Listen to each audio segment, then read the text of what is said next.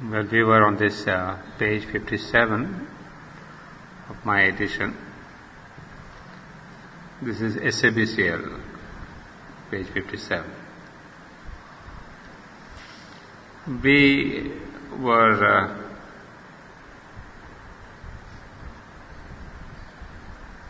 discussing, or read out from the mother, if you remember, the nature of the Godheads and their relation to man, that how we, in fact, it is the human being who empowers the gods, although they are quite, in the description of Sri Aurobindo, beyond our virtue and sin and beyond our sorrow and suffering. The passage that we had done began with this line, "Two are the ends of the mysterious plan, in the wide, signless ether of the self, in the unchanging silence, white and nude, aloof, resplendent, like gold dazzling suns, veiled by the ray no mortal eye can bear. The Spirit's free and absolute potencies burn in the solitude of the thoughts of God." We had gone from there, and if I remember rightly, we had come to the last line on the page, "And yet without them cosmos could not be." You see, that's a line that catches our attention, because you see that these potencies seem apparently to have nothing to do with a human being. Line after line is telling us that that all this question of our what it says, they reckon not our virtue and our sin, they bend not to the voices that implore, they hold no traffic with error and its reign. They are guardians of the silence of the truth, they are keepers of the immutable decree. So we hardly see any relation between them and the human beings. So we begin to question their necessity, and are they really useful for this cosmos or for this creation? And so the question is that although they look on our struggle with impartial eyes, and yet without them cosmos could not be. Now the answer to our question comes, the question being, what is their utility for this cosmos and for these human beings? Now here begins the new thought. Impervious to desire and doom and hope, their station of inviolate might, moveless upholds the world's enormous task. Its ignorance is by their knowledge lit, its yearning lost by their indifference. As the height draws the low ever to climb, as the breaths draw the small to adventure vast, their aloofness drives man to surpass himself. That's the answer. They are indeed aloof. They are not reachable. And yet, the very fact that they exist, in their own status, that they don't bend down to the human desires, human aspirations, human sorrow and suffering, is itself a great impetus to the human being to surpass himself. You see here, I found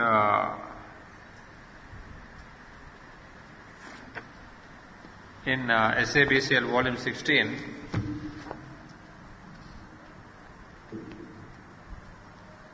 on page 278,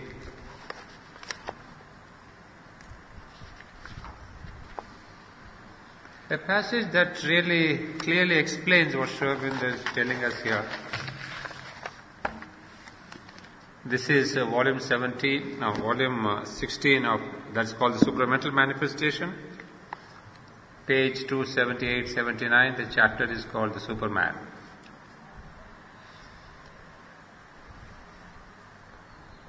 Here in this chapter he is describing the Superman, and it tells us, for what is supermanhood but a certain divine and harmonious absolute of all that is essential in man?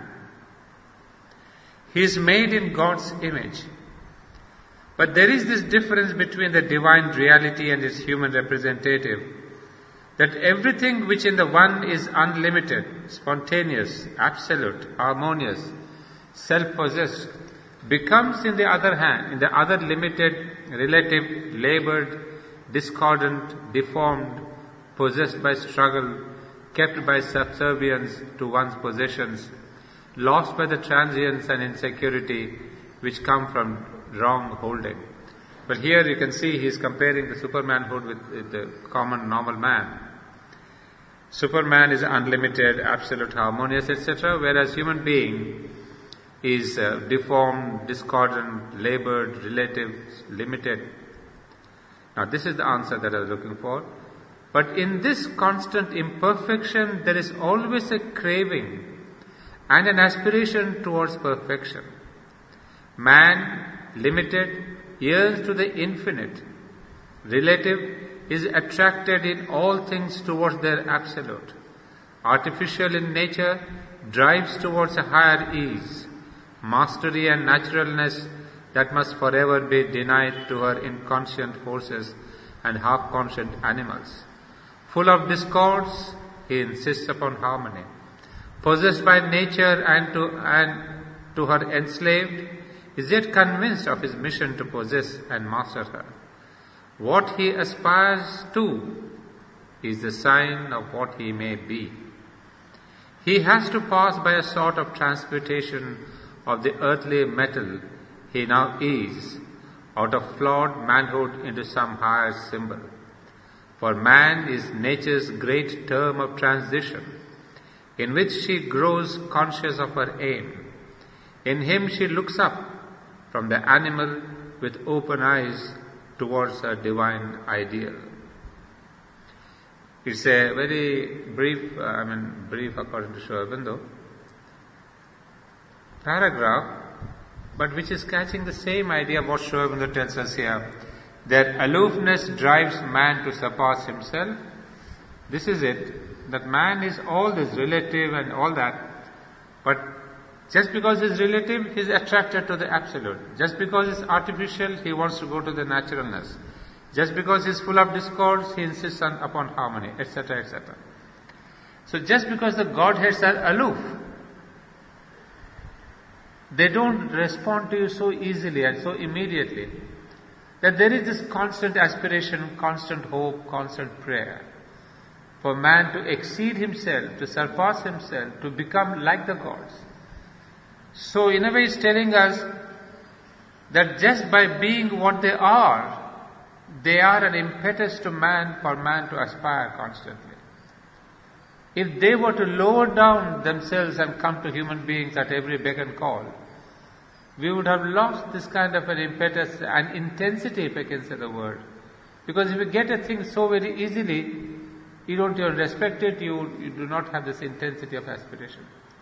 So Sri Aurobindo is telling us that as the breaths draw the small to adventure vast, every time when there is a height, in fact I read somewhere, somebody was asked the question, why did you climb the Mount Everest?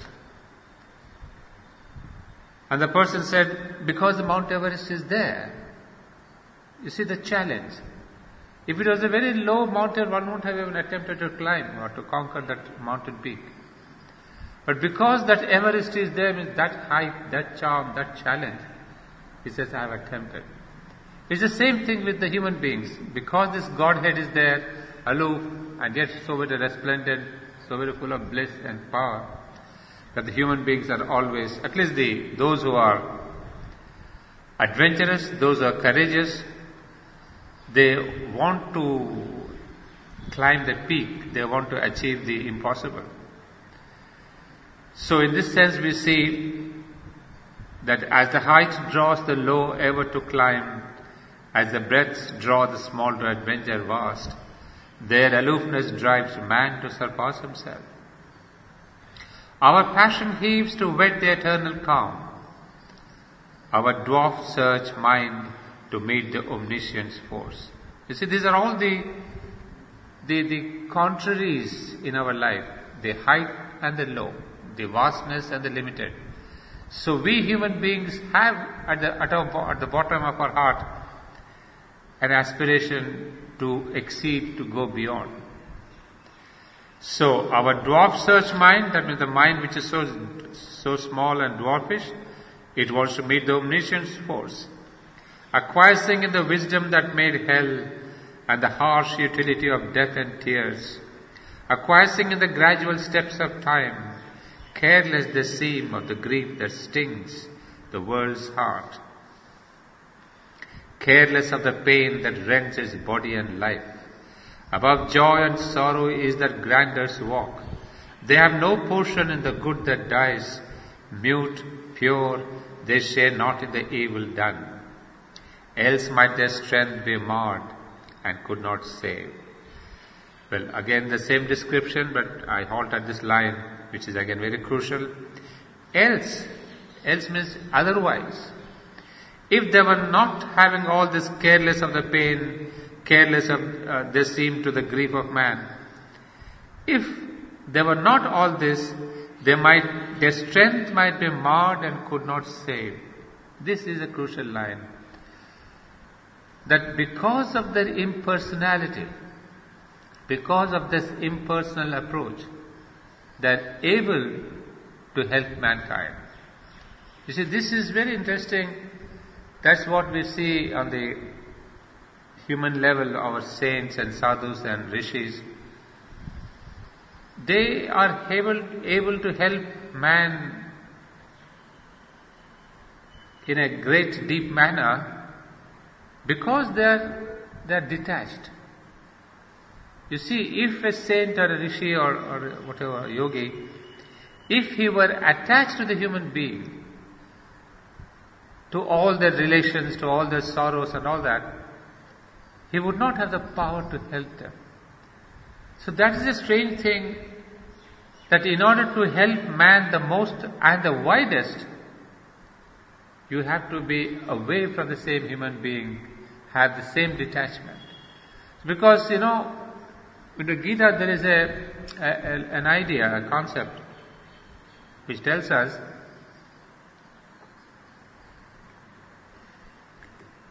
that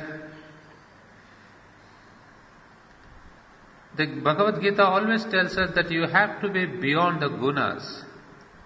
Gunas are the sattva, rajas and tamas. They call it trigunatita, go beyond the gunas. Why?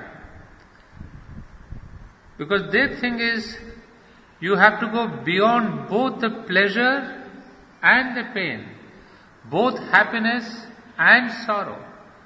Normally we human beings, we try to go beyond sorrow and pain and try to gain happiness, try to gain comfort. So between the black and the white, we try to choose always the white. But the Gita would tell us you have to go beyond the white and the black, the negative and the positive, and then act from there. Now what is that going beyond and why? Because this I got an explanation in the essays on the Gita, that you, as long as you are walking or tackling the contraries, the white and the black, the sorrow and the pain, and the sorrow and the pleasure, these are called the contraries. As long as you are in the field of the contraries, you are in the same mental zone or the same consciousness. All these contraries belong to the same consciousness, be it the vital consciousness, be it the mental consciousness, be it the physical consciousness. But you are traveling on a horizontal zone called the physical or the vital or the mental. So if you are walking on if you are living in the vital zone, there's bound to be happiness followed by sorrow, and sorrow followed by happiness. So this, pendulum movement between sorrow and happiness is bound to be there because you are in the same zone. So what Sri Aurobindo and the mother tell us is, unless and until you go beyond the mental zone or the vital zone, you will not be beyond the sorrow and the so-called pleasure. Of course, you will have a higher joy, a higher ananda, a higher bliss. So the Gita tells us the same thing, but of course, Sri Krishna does not explain all that, just as Sri Aurobindo does in his essays on the Gita. So here we see the same thing, that else might the strength be marred and could not save. So in order to be personal, you have got to be impersonal. And again, I am charmed by this line because I find a living example of this in Sri Aurobindo. I mean, most of the people would see Sri Aurobindo the impersonal aspect. When you see his photo, you don't quite have the rapport that you would have with the mother. The mother's smiling at you, the eyes are smiling. But here is a man who has withdrawn, the impersonal personality, as we say. And yet, he was the one who cared most for mankind's suffering. All his Savitri is nothing but a graphic description of mankind's sorrow and suffering and how to get out of it. So one who is absolutely impersonal can alone be absolutely personal. So if you want to help man, you have to be something beyond man. It is only the higher that can help the lower. It is only the impersonal that can help the personal. Because if you also belong to the same human zone or the zone of humankind, you cannot be of great help. So here the Godheads, he says, they're all that. About joy and sorrow is the grandest walk. They have no portion in the good that dies, because otherwise their strength would be marred and could not save. Alive to the truth that dwells in God's extremes, awake to a motion of all-seeing force, the slow venture of the long ambiguous years and the unexpected good from woeful deeds, the immortals cease not, as we vainly see. We are again given the description of the immortal here. And the same thing, they have nothing to do, and unexpected good from the woeful deeds, what all we experience here, sometimes there's good that turns out to be from the bad acts and the vice versa. So all these contradictions, the immortal cease not. He looks on hidden aspects as screened powers. He knows the law and natural line of things.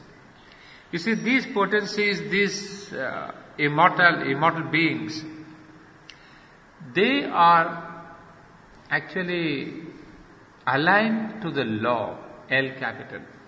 That means law of the universe, law of evolution.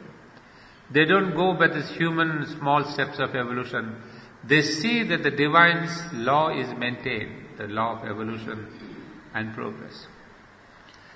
Undriven by a brief life's will to act, unharassed by the spur of pity and fear, he makes no haste to untie the cosmic knot, or the world's torn, jarring heart to reconcile. In time he waits for the eternal's hour. So that is the basic nature, characteristic of this so-called Godheads.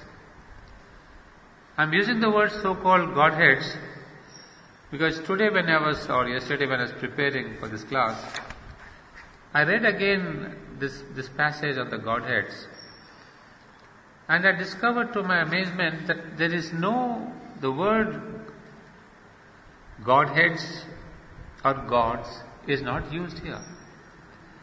Although we have been speaking about these Godheads, I read out from the mother, from Sri Aurobindo and all that, Sri Aurobindo does not use specifically the word Godhead or the gods or the goddesses. You go back and see, he uses once in the beginning the word called potencies. Right in the beginning on page 57 itself. The first time we come across this is the spirit's free and absolute potencies burn in the solitude of the thoughts of God. G cap he uses, but not gods or goddesses. Lest immediately if with the word gods and goddesses they will relate always to religion. So he doesn't want us to go back to the religious, kind of thinking as gods means Saraswati and Lakshmi and Indra and Varuna, and West maybe they will have Apollo and Zeus and all that. So our mind will go back into time and religion. So he doesn't want to use the word gods and goddesses. He calls them only as potencies, and later here he has called them the immortal seas. So what are these actually? See, that's where it's interesting. These potencies are nothing but our human potencies. You see, that is the whole crux of Sri Aurobindo's approach to the Vedas. All this Agni, Indra, Varuna, all these gods that we have, this Brahma, Shiva, whatever it is, they are not this something that they exist beyond you. They are powers of the human being. They are psychological powers that are there within man. So too, now we understand why Sri Aurobindo is telling us this word potencies. That means they are potencies and powers which are there within the human being. What does it imply? It implies that we also ought to be having that kind of an impersonal approach to life. That Kshara and Akshara, what the Gita tells us again, the impersonal and the personal. So the impersonal is there very much in the human being, the deeper being, what we call the psychic being. But we are always in the outer. That's why we have all these questions of sorrow and fear and all that he describes. Because we are always on the kshara, on the motion, on the personal level. So he's telling us that if you want to really be out of this sorrow and suffering and all the motion and movement of life that is bothering you, you have to withdraw into your own impersonal personality. That impersonality which is within you. So Sri Aurobindo does not want to tell us, go and worship these godheads or the gods or this, go to the temples or churches. No. He says that impersonal potency is within the human being. That's the message we get. So let us not think that there is the question of gods and goddesses. He doesn't bring them. Only he talks about G capital, gods, extremes and some other place. Because there this word God is the supreme, is the divine. In our terminology, it is a divine. So there he uses the word God without any problem. But the Godheads, no. So I come to that where he says, in time he waits for the eternal hour. Now there is a new idea comes in again. Yet a spiritual secret aid is there, while a tardy evolution's coils wind on, and nature hews her way through adamant, a divine intervention thrones above. Alive in a dead, rotating universe, we whirl not here upon a casual globe, abandoned to a task beyond our force. Even through the tangled anarchy called fate, and through the bitterness of death and fall, an outstretched hand is felt upon our lives. Well, again, I've told you many times, umpteen times, that this is again typically Sri Aurobindo. He will tell you the weakness of man, the difficulties of man, and he always brings in the saving grace, the saving touch, the saving person. So he's telling us, you see, the gods don't help. The gods, these so-called potencies, are beyond. We are so weak, measured by this sorrow and suffering, trapped by all these negative things. But he says, mankind, do not be depressed. You are not alone here. Even through all this, he says, alive in a dead rotating universe, we whirl not here upon a casual globe. It's not that the world is abandoned. It's abandoned to our efforts, to our prayers, to our luck, to our grace. He says, no, there is somebody, even through the tangled anarchy called fate, an outstretched hand is felt upon our lives. Outstretched hand, H capital, see that. Well, I could not get the time to bring a poem called The Hound of Heaven. I don't know if anyone has read here. There's a poem by a British poet, I forget his name, Thomas something. I thought of looking up in my Google and getting it, but I had no time. But the sum and substance is this. I really recollect what Schwab was saying. Even through the tangled anarchy called fate and through the bitterness of death and fall, an outstretched hand is felt upon our lives. You see, there the poet is describing that how there is a divinity that is chasing us, trying to say, come to me. But this poet says, I avoided this person, this presence, this person chasing me, this person wanting to help me. He said, no, why should I always seek God somewhere?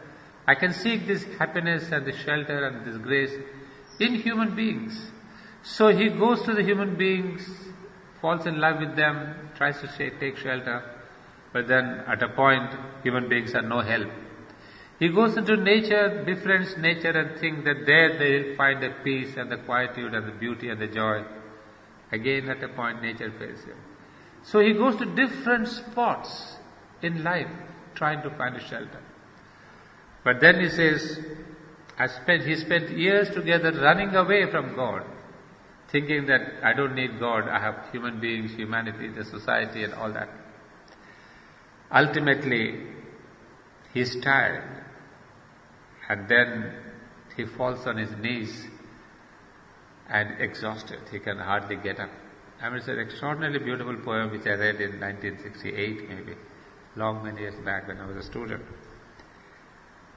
And then when he is all alone, tired and he is helpless, he can't even get up, there he feels this outstretched hand of God.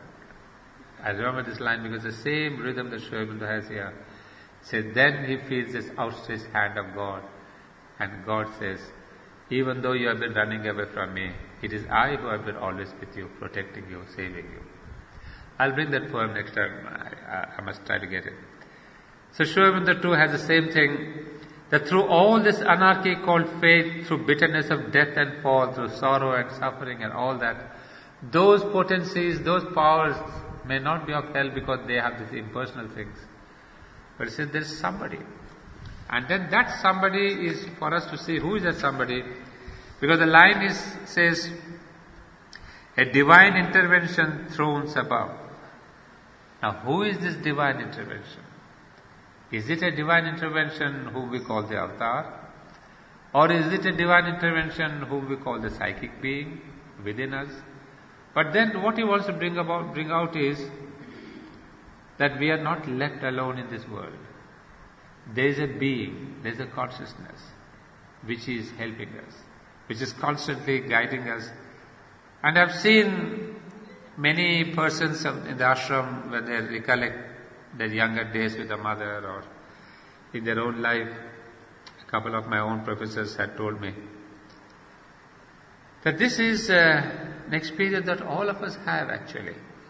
That an outstretched hand is felt upon our lives, that when we have a retrospective view of our life, yes, we have gone through a lot of suffering, we may have gone through pain, but then we see that it was all necessary for me to go through all this to come to this point where I am now. Even all those sorrows and all those pains were necessary, and somebody was as if guiding us through, somebody was as if holding our hand and taking us through all this big and small sorrow and suffering.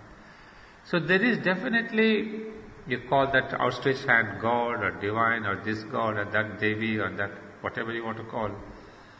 But in our own smaller measure, each one of us feels that hand. And luckily enough, I remember when I was reading this a passage from the Synthesis of Yoga, and I don't know, this is my personal copy, I don't know, SABCL volume 21 maybe. Well, a book which was costing me at that time rupees 25, can you imagine? This was in 1965 edition. So there, this is in Synthesis of Yoga, in this volume,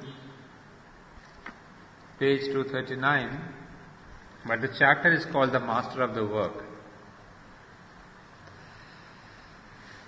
Well, again, I'm sure many of you have read this book, and this is a charming, beautiful book here, very inspiring.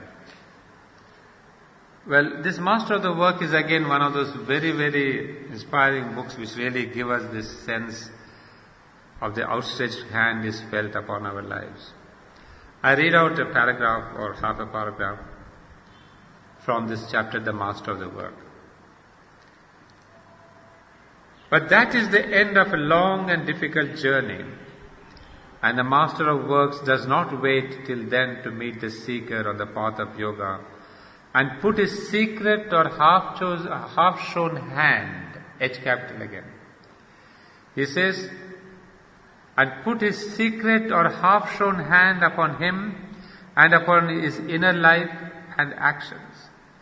So this Master of the Works is none else. It's a term taken from the yoga, from the Bhagavad Gita.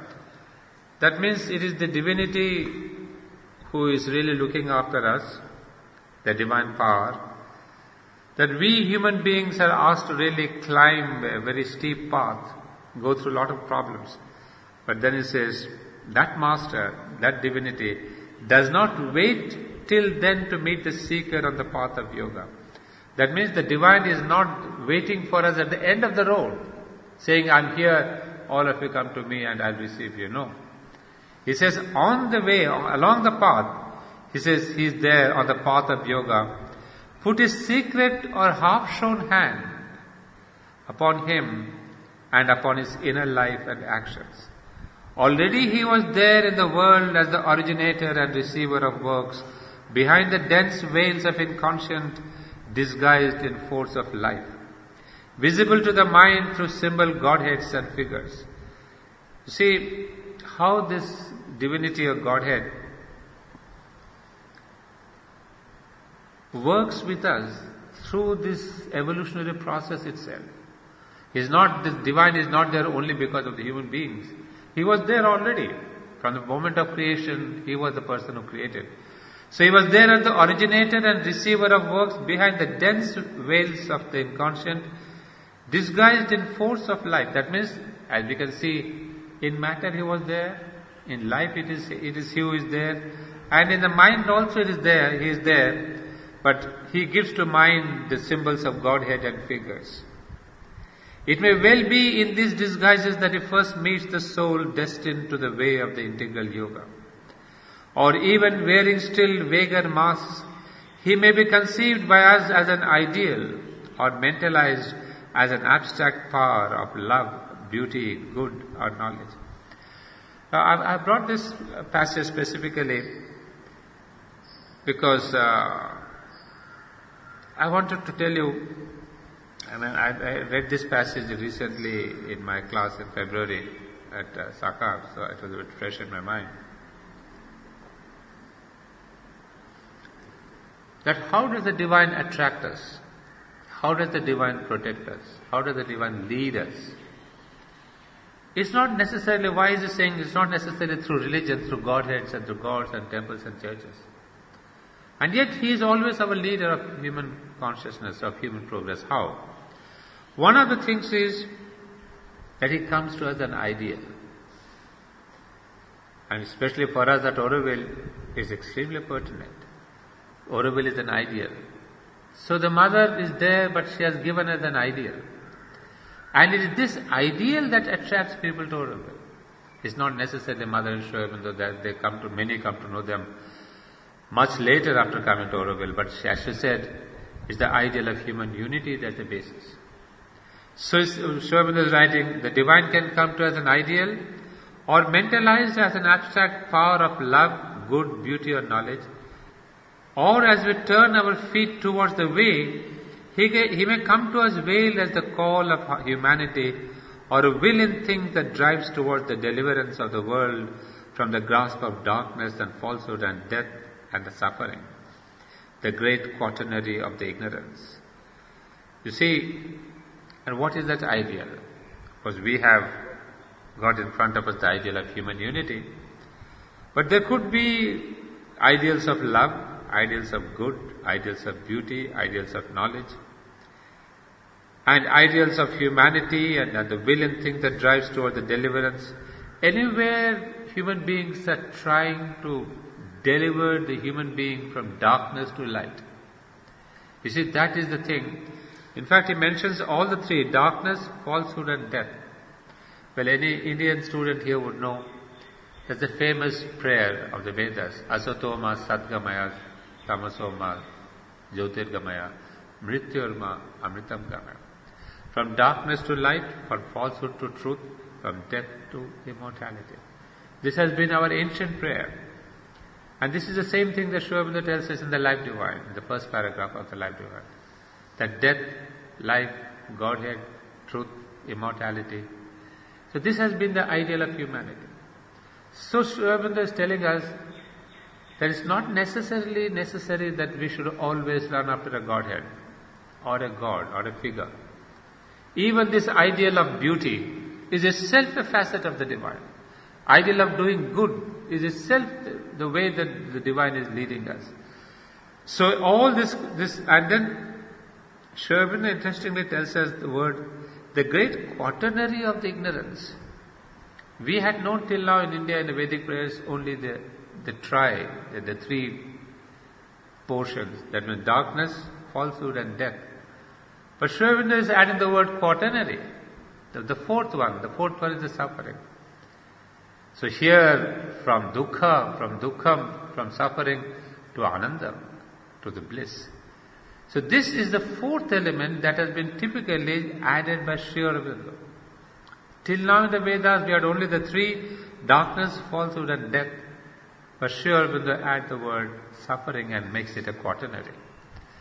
Because here I feel why he added this word suffering is typically because of the mother. That she is the one, Anandamaya, the one who has brought in Ananda, the bliss. So she is here to bring out in mankind the bliss, the great joy of existence. Not only giving us the conquest of darkness, falsehood and death, but she is the one who brings the fourth power out of suffering to joy or to Ananda. Then after we have entered the path means the path of yoga. You see, one is you come to an ideal of human unity or ideal of love or beauty and all that.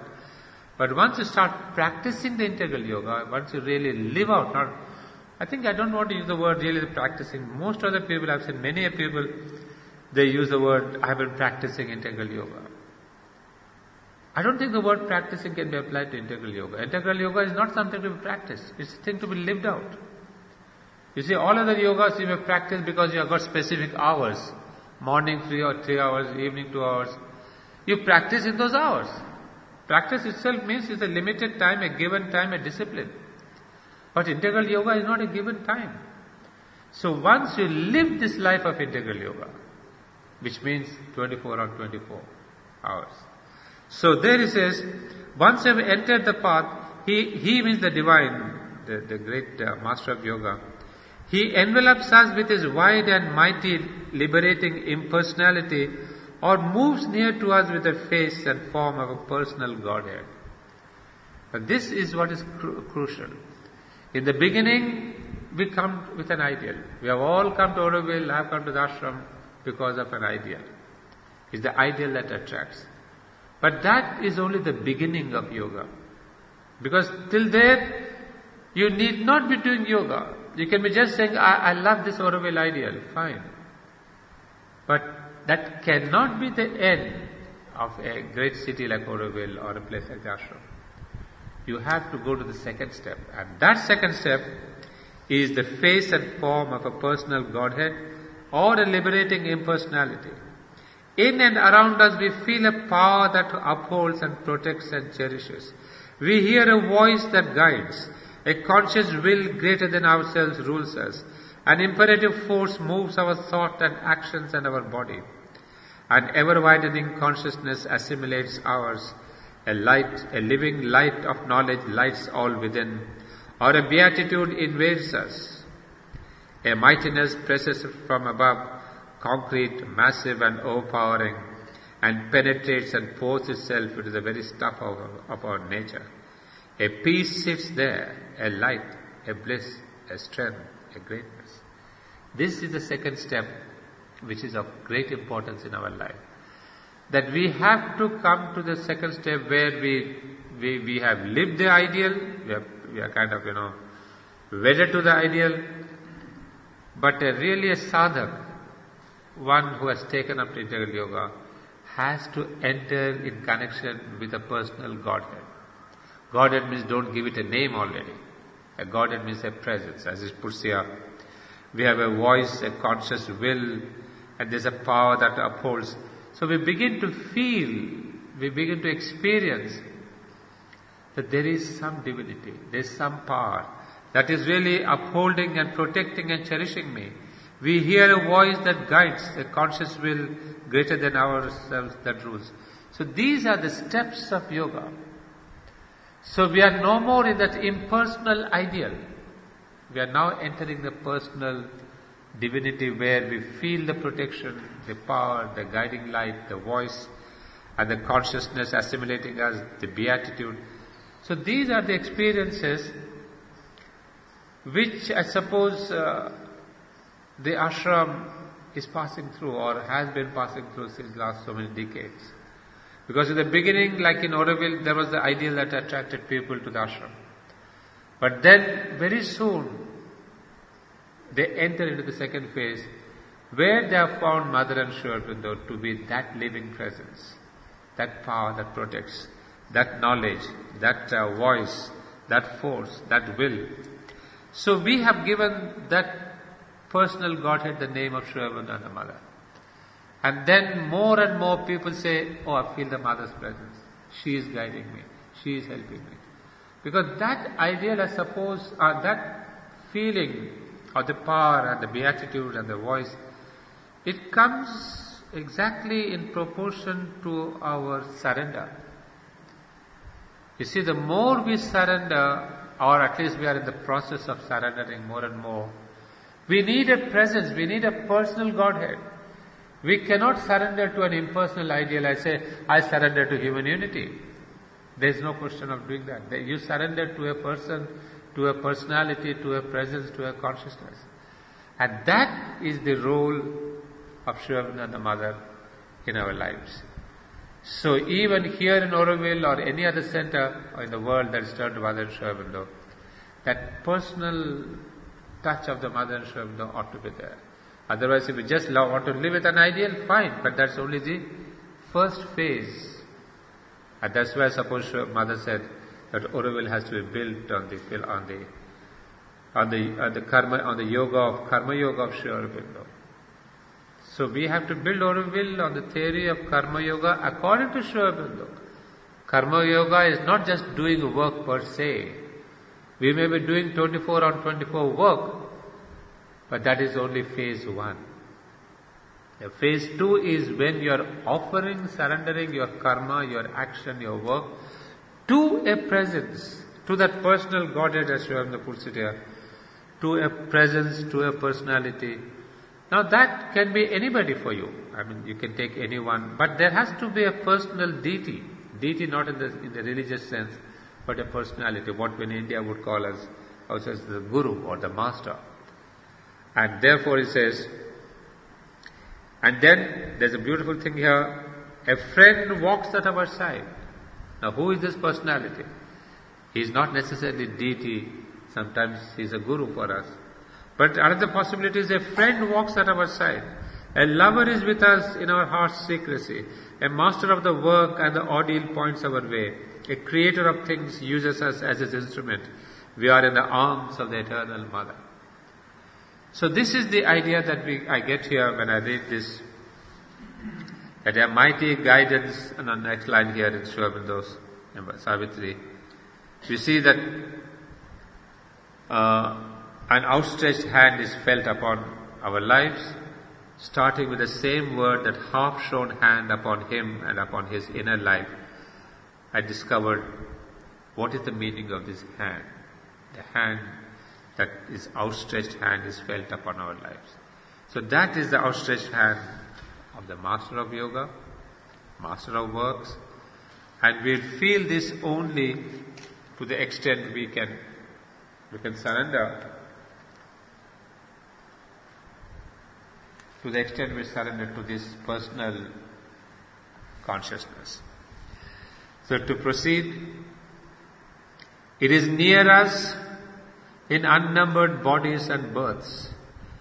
In its unshaken grasp, it keeps for us safe the one inevitable supreme result.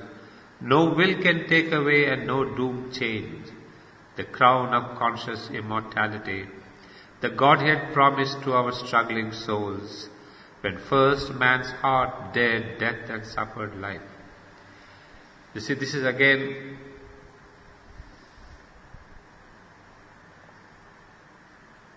referring to this Master of Yoga, Master of Works. So it is near us the unnumbered bodies and truths. In its unshaken grasp, it keeps for us safe the one inevitable supreme result. You see, this Godhead, or this presence, or to put it psychologically, this psychic being, come down very bluntly on this question of the psychic being. That this psychic being which is going life after life, it has a secure and a promised end. Because the psychic being knows ultimately it has to return to its Jivatman, the parent. So it has to go through lives and lives. But it is sure it will one day go there. So we have for us that the one inevitable supreme result, no will can take away and no doom change, the crown of conscious immortality. Yes, we will regain our immortality, the status of our immortality. The Godhead promised to our struggling soul. The Godhead is that ultimate end, that the status of immortality. When first man's heart dared death and suffered life. You see, that's what I read out from this book on the supramental manifestation. That man dares death and suffered life because he knows that there is something beyond.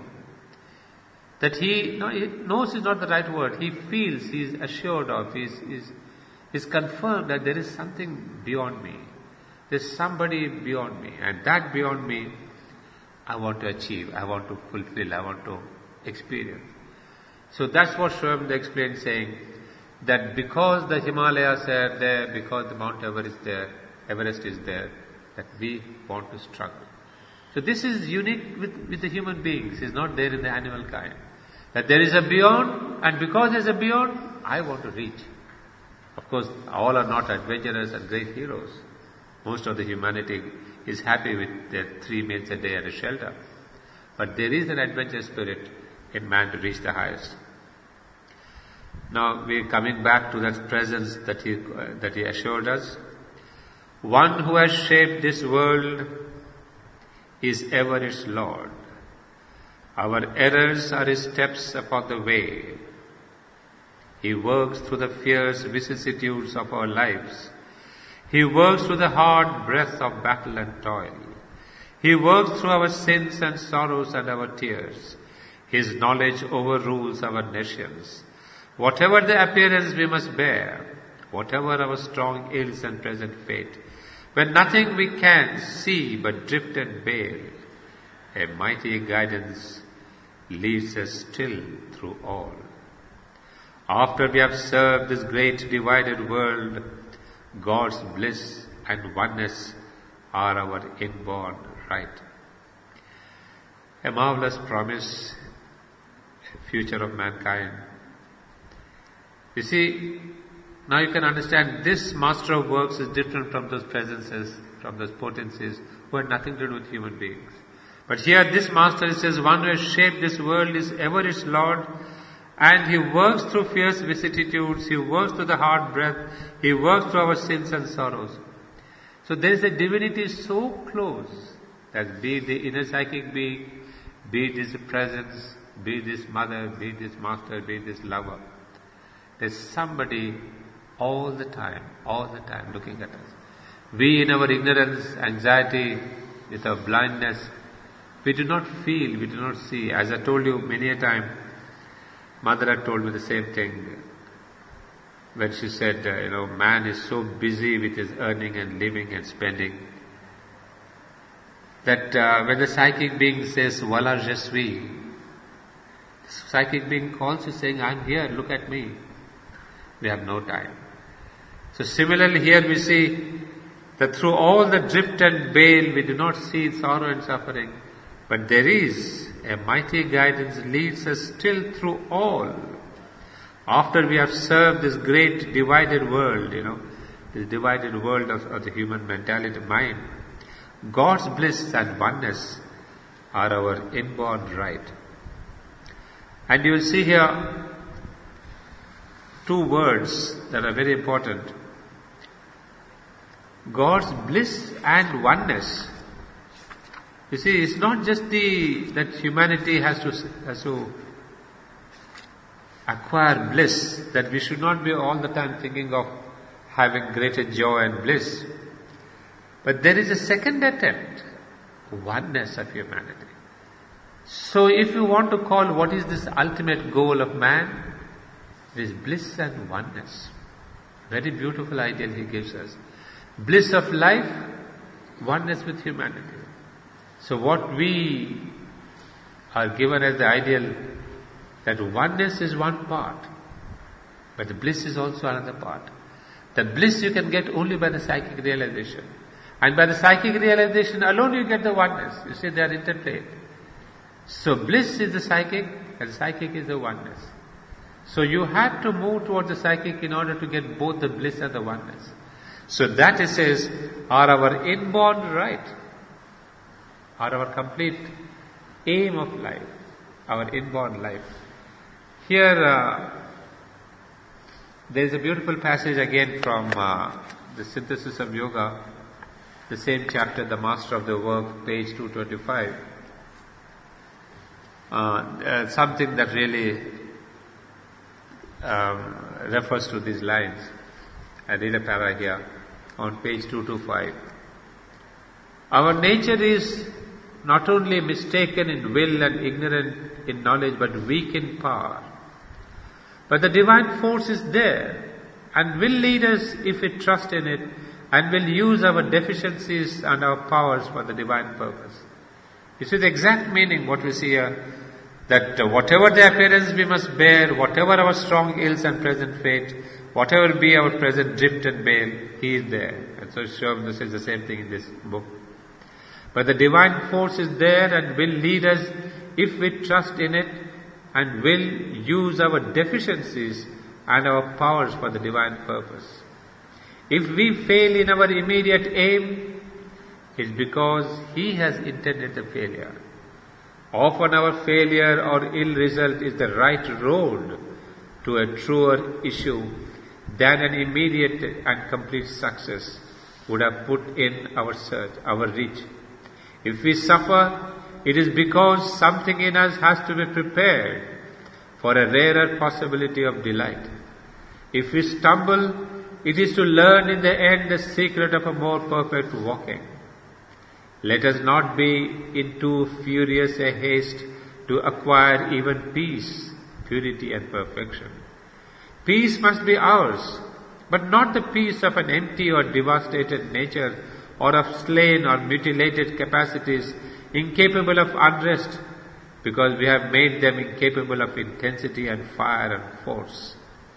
Purity must be our aim, but not the purity of a void or of a bleak and rigid coldness.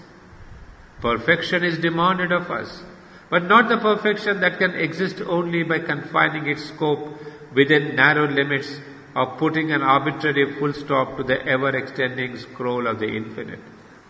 Our object is to change into the divine nature. But the divine nature is not a mental or a moral, but a spiritual condition. Difficult to achieve, difficult even to conceive by our intelligence. The master of our work and our yoga knows the thing to be done, and we must allow Him to do it in us by His own means and in His own manner. It's an extraordinary passage, and I saw this time so many reflections of the synthesis and Savitri. That this hand, a mighty guidance, you see, he takes us through failure, through suffering, through stumbling, through all these things, because he's preparing us for this God's bliss and oneness. So this was on page 225, and that is, I thought, it was extremely relevant. So now we come to this last part of this is there, and I think maybe I'd like to stop here. God's bliss and oneness are our inborn right. Give it a mark there, because after that we'll have a new thought. But let me read a couple of lines too before I close. A date is fixed in the calendar of the unknown, an anniversary of the birth sublime. Our soul shall justify its checkered walk. All will come near that now is not or far. These calm and distant mights shall act at last, immovably ready for their destined task. The ever-wise compassionate brilliances await the sound of the incarnate's voice, to leap and bridge the chasms of ignorance, and heal the hollow yearnings, gulfs of life, and fill the abyss that is the universe. Here, meanwhile, at the Spirit's opposite pole, in the mystery of the deeps that God has built for His abode below the thinker's sight, in this compromise of a stark, absolute truth, with the light that dwells near the dark end of things, in this tragic comedy of divine disguise, this long, far seeking for joy ever near, in the grandiose dream of which the world is made, in this gold dome on a black dragon's base, the conscious force that acts in nature's breast, a dark-robed laborer in the cosmic scheme, carrying clay images of unborn gods, executors of the inevitable idea, hampered, enveloped by the hoops of fate, patient trustee of slow eternal time, absorbs from hour to hour her secret charge. All she foresees in vast imperative depths, the dumb intention of the unconscious gulfs, answers to a will that sees upon the heights and the evolving word's first syllable. Ponderous, brute-sensed, contains its luminous close, private to a summit victory's vast descent, and the portent of the soul's immense surprise. Well, here, we'll stop here, because after this, I'll take it up in our next class, but after that is again an incredibly beautiful passage, that is the play between Purusha and Prakriti. I mean, extremely romantic, extremely symbolic, and it will open a plethora of new relations between what we heard of Mother and Sri Aurobindo. If you have read Nirodh Bharat's book, 12 Years with Sri Aurobindo, is good, wonderful. If you haven't, read it. Because that's exactly what we see in the next passage of Savitri, the relation between Purusha and Prakriti. We see manifest in Sri Aurobindo and the Mother, extremely beautifully. So I'm giving you some time to read, because next week I'm not taking the class. So next 15 days on the 31st of March. On the 30th, yeah. On the 31st, 29th you are going there. For 31st we are returning. I don't know if I should. There are 2 more weeks, next is 23rd. Oh, 31st we are returning, isn't it? Yeah. But yeah, I think because I should be back around midday, it may be too late for me to come at 4 o'clock. Okay, I'm sorry. Then 2 Mondays I'll be missing. That means I don't know if 31st is Monday, maybe 7th or 6th of April would be a Monday. Let's see if your dates are okay. That means the first Monday of April. Let me be clear. First Monday of April we'll have the class. This March is all over, because 31st I'm returning. 7th of April, is it? Yeah, on the 7th of April I'll be back, although I could have taken on 31st, but I realized it may be a bit difficult. Yeah, in fact, more than you missing the class, I think I miss the class more than you, when I miss a class. Okay. In fact, I'm going to Hyderabad for celebrating the 29th of March. Because as I told you many a time, we have a very big school at Hyderabad. And the 29th of March, we are celebrating by opening an exhibition called The Mother and Integral Education. Exhibition that was put up in the ashram for the darshan during the mother's birthday. But that's the exhibition that Sakar had prepared, and the ashram physical education department got it printed on the canvas. This is not the normal exhibition of photograph like that, but I got them printed on a canvas. So they are more like hanging, canvas like the Japanese style. And of course with mother's quotations on education. So I divided them into 4 aspects of education, and then mother's pictures are there, photographs are there. It's a very beautiful one, a very inspired one, because for the first time we are seeing the mother's system of education visually, and visually all in her own photographs. I mean, it was very attractive and inspiring when I worked on that day and day after. So we are going to put up that exhibition on 29th for the school and for the Hyderabad public. And on 30th we catch the train, 31st, midday I'll be there.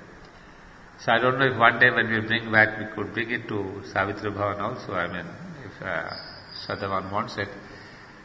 That, of course, it will not be brought immediately till about 24th of April. It will be there in Hyderabad, because we want to really keep it open to the public for almost a month.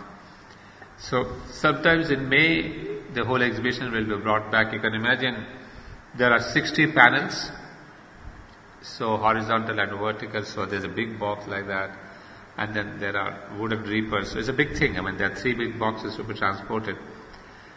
So I'll suggest to Shadavan, if you could use it and bring it to here for August maybe. If somebody takes responsibility, I could request the PED to bring it to Savitri Bhavan. We could have it here for the Aurovillians. I mean, lovely thing. So yes, I mean, I'm going there not to have any fun, but to continue the work. So we'll meet again in the first week, the 7th of April, right? Until then, I'm on a different work. So let's have the concentration.